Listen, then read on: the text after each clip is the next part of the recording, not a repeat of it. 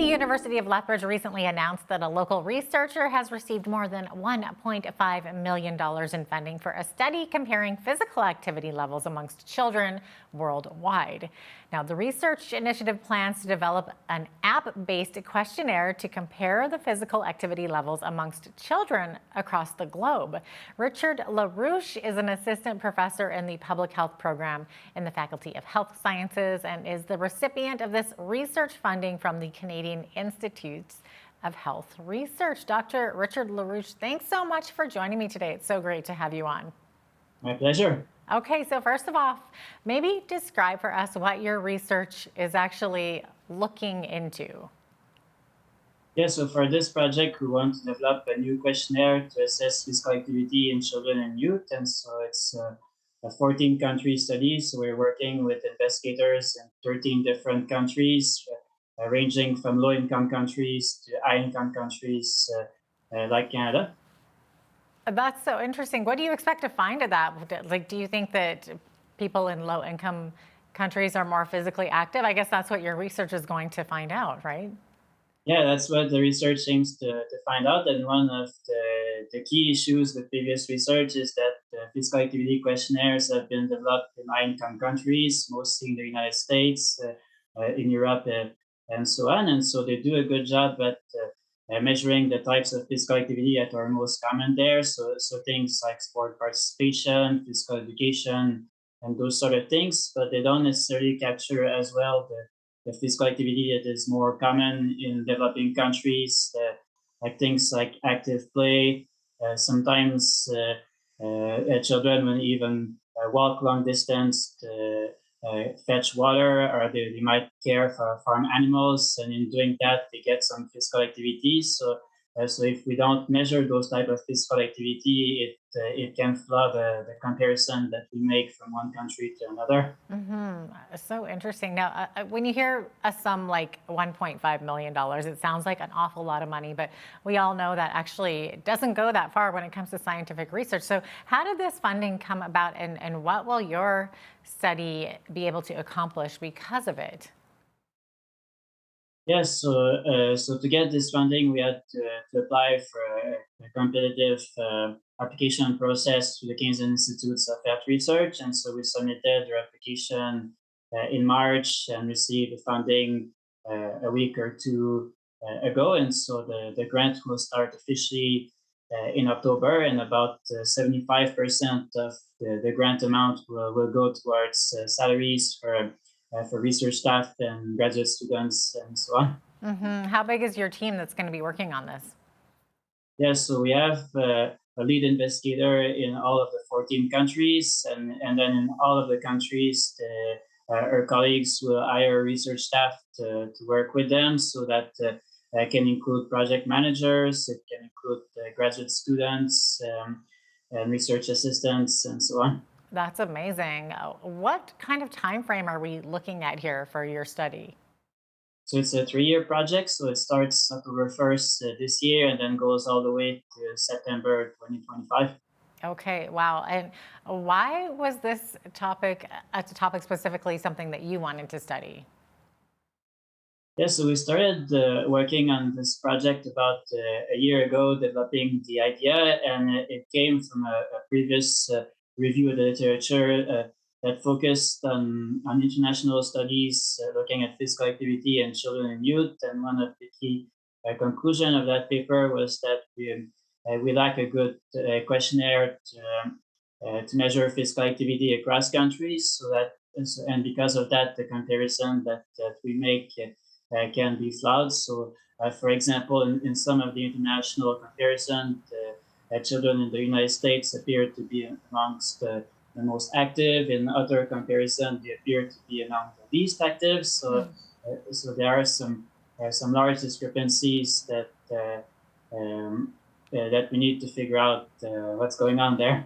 Absolutely. So you have somebody who's kind of more techie on your team who's going to be the one actually developing this app, right? Yeah. Okay, so tell us, how is this app going to work? What's it going to be called, and what's it exactly going to do when people download it? Yes, so the idea to develop the app is that we think this is a way for younger children to be able to complete the questionnaire, so it can be completed by people with lower literacy levels. And on the app, there will be images of the different kinds of physical activity that we're assessing through the questionnaire to try to make it clearer to participants what we're actually talking about when we say things like light intensity physical activity or moderate intensity physical activity. For us in the fields of physical activity, it is so obvious because that's what we do every day. But for people on the streets, especially kids, that can be difficult to tease out what's the difference between these concepts. So that's why we want to develop the app. But before we get to that, we'll develop the questionnaire itself, and this will be a fairly time-consuming process. So it will involve work in all of the 14 countries to interview children and parents to make sure that they can understand the items that we have in the questionnaire correctly, and that will help us develop a new version of the questionnaire that will come with the app, and then we'll need to translate the app and the questionnaire in all of the languages that are official in those countries. So French will be one in Canada, but there'll be many other languages. Okay, it sounds like a lot of work. So it's basically they download the app, and then is it all just a questionnaire, or is there anything that actually physically monitors what the child is doing in terms of their movement or anything? Yes, so the questionnaire will be administered through the app, but for the purpose of determining if our questionnaire is valid, we'll also have participants wear a device that we call an accelerometer. And so it looks a bit like a small step counter, but it can actually measure those different intensities of physical activity. And it's what we consider to be the gold standard, if I can use the term for measuring physical activity in people doing their day-to-day things. Okay, so 14 countries, that's a lot. How many participants are you hoping to have respond to this study? So for the main study that we'll be doing towards the end of our project, we're looking at 500 kids in each of the countries, and we want to get representation from children and parents that live in rural and urban areas. So we get a diverse sample for comparison purposes.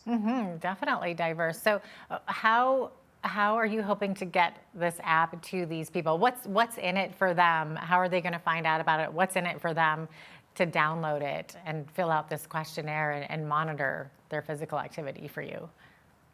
Yeah, so we're going to recruit participants through schools, and then they will be invited to take part in the project. And there's a modest incentive that we provide for participants. So I guess that's one thing that's in it for them. And at the much broader scope, what we can achieve with this global comparison of physical activity is to be able to learn from one another. So maybe we'll be able to find that some countries do well in some types of physical activity, and so we can learn from what they do well, and develop interventions in the future that can help increase physical activity.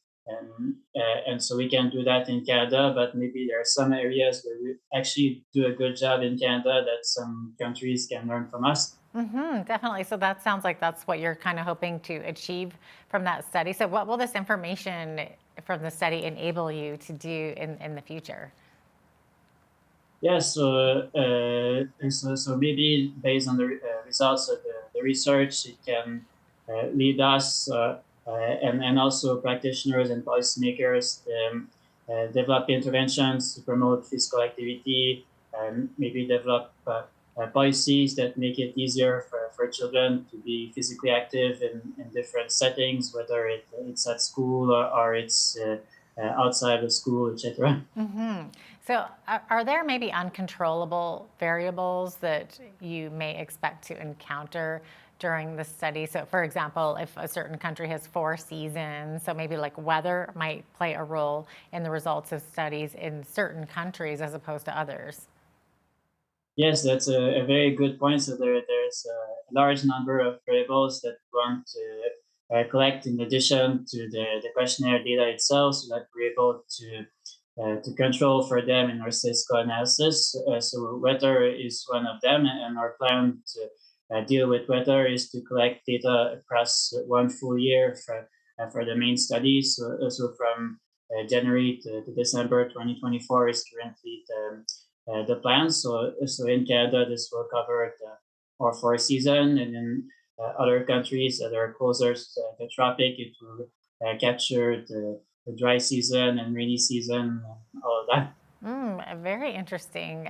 So, you're obviously not alone in this study, as you sort of mentioned before. How many researchers are involved in this? And maybe talk a little bit about the importance of the collaboration. Well, without the collaboration, a project like this will not be possible, period.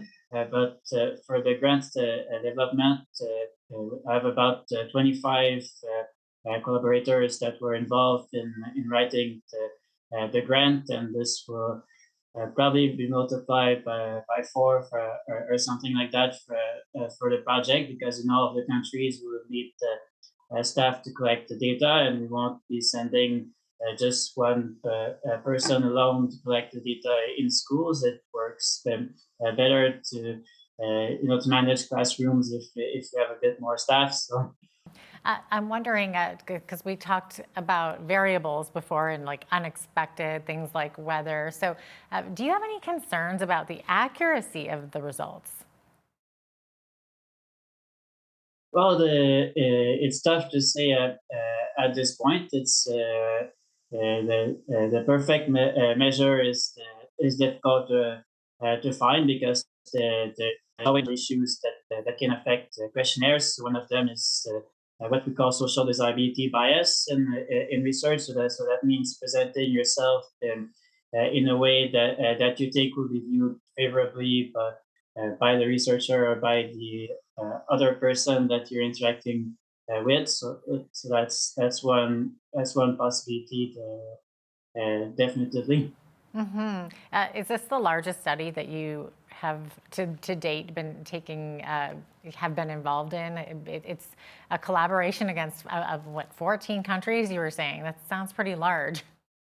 Yeah, in my experience as a researcher, that's definitely the largest study that I've led. That's amazing. What are the different countries that you're looking at launching the program in? Yes, so in North America, we have Canada and Mexico.